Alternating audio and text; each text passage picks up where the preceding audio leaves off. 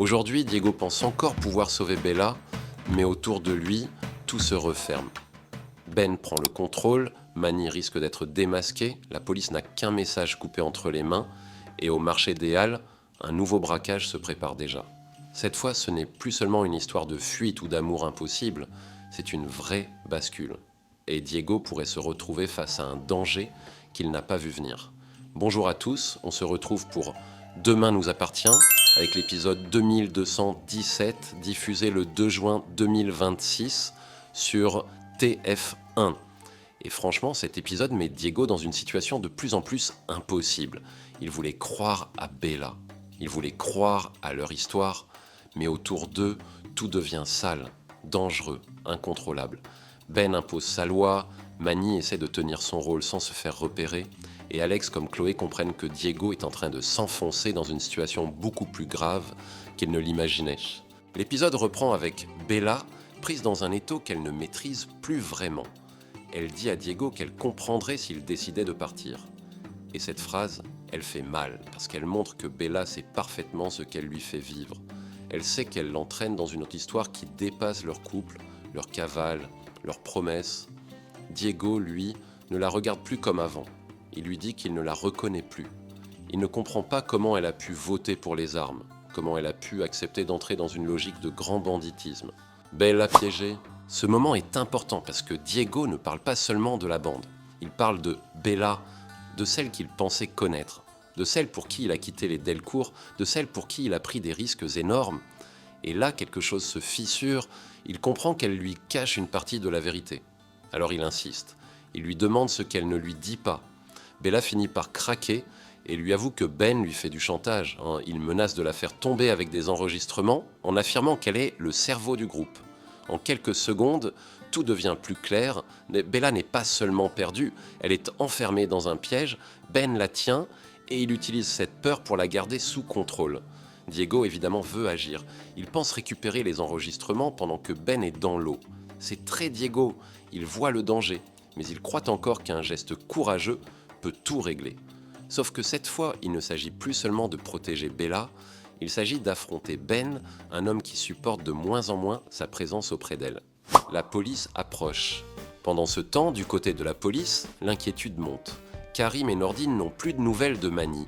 Ils ont repéré une résidence secondaire dont les propriétaires y sont absents, mais où le compteur tourne à plein régime. L'indice est concret, précis, et il confirme que la planque n'est plus très loin. Mais le problème, c'est que Manny est toujours à l'intérieur.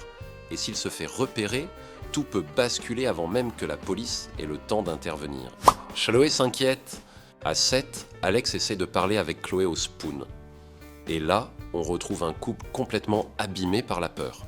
Alex avoue qu'il se fait un souci terrible pour Diego, que cette situation le rend malade. Il reconnaît aussi qu'il a merdé en allant parler aux flics. Cette phrase compte parce qu'Alex n'essaie pas de se justifier. Il sait qu'il a pris une décision qui a eu des conséquences. Il demande seulement à Chloé de ne pas oublier qui il est. Chloé, elle, est en colère. Une colère de mère qui sent que Diego est en danger et qui ne supporte plus l'impuissance. Alex finit par lui promettre qu'ils vont le ramener à la maison. Ils se serrent dans les bras et ce geste dit beaucoup.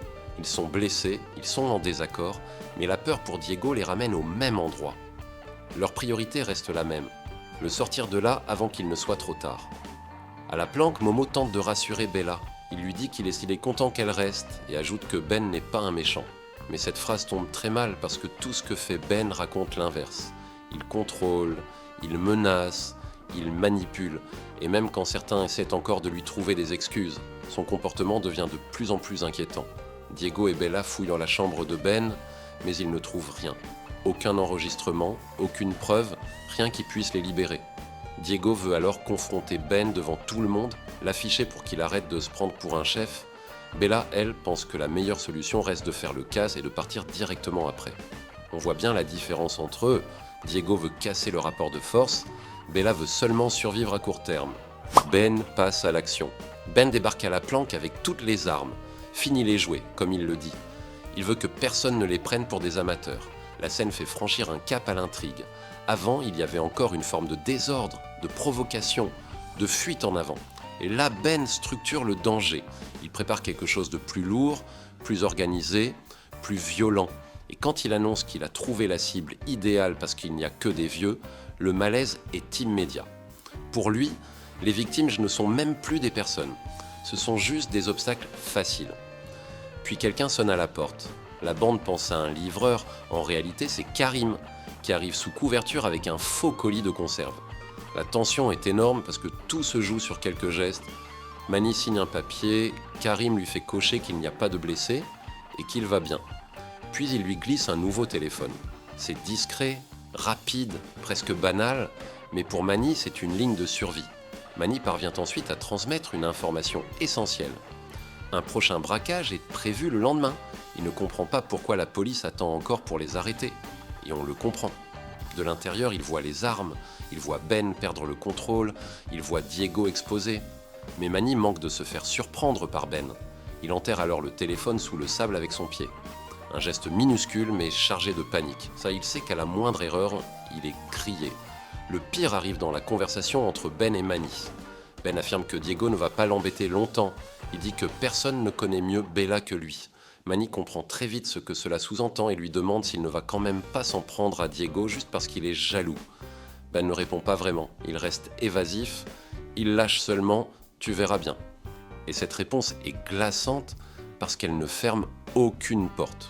Au contraire, elle laisse entendre que Ben a déjà une idée derrière la tête. Au commissariat, Martin reçoit le vocal de Mani, mais le message est coupé. Et là, l'angoisse prend une autre forme. La police a un morceau d'information, mais pas assez. Elle sait qu'un nouveau casse se prépare. Elle sait que Mani était en train de parler, mais elle ne sait pas s'il a été interrompu par hasard ou s'il vient de se faire prendre en flagrant délit. Cette incertitude rend tout plus nerveux. À côté de cette intrigue principale très tendue, l'épisode installe aussi un peu de respiration avec Audrey. Damien lui annonce qu'il a reçu un mail pour une prestation dans un bar. Il lui demande si elle est d'accord parce qu'il ne veut pas qu'elle se sente mal à l'aise. Il avoue aussi qu'il en a envie, que cela lui permet de décompresser. Audrey accepte, mais avec une limite claire, tant qu'il n'en fait pas une vocation à plein temps. Pourtant, Audrey n'est pas totalement sereine.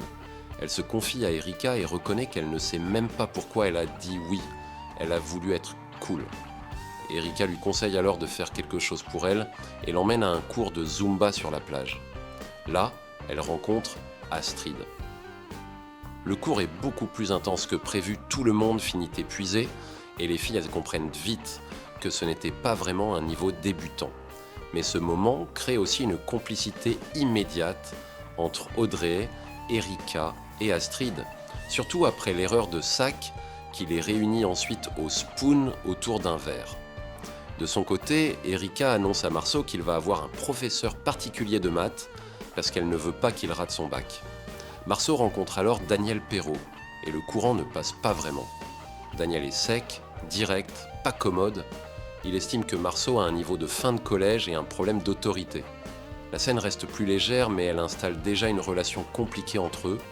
Dans une autre ligne plus discrète, Sébastien confie son secret à Marianne. Et la réaction de Marianne est sans détour. Pour elle, ce qu'il a fait à son frère est monstrueux. Elle estime qu'il devrait s'excuser. La scène reste courte, mais elle ouvre une faille chez Sébastien. Il porte quelque chose de lourd, et Marianne ne le laisse pas se cacher derrière le silence. Marché visait. Et pendant que certains essaient encore de réparer, de respirer ou de tenir debout, le danger revient du côté du marché des Halles. Judith rappelle à Alex que le lendemain, c'est la fête des gourmands.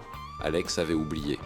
Ce détail pourrait sembler simple, mais il devient beaucoup plus inquiétant quand on voit Ben faire du repérage discrètement dans le marché et prendre des photos.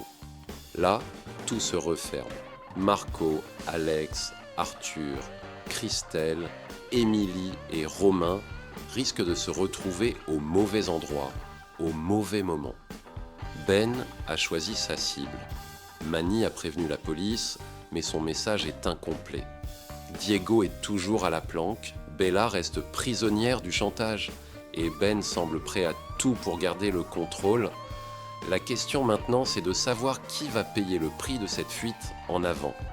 Est-ce que la police va réussir à intervenir avant le nouveau braquage ?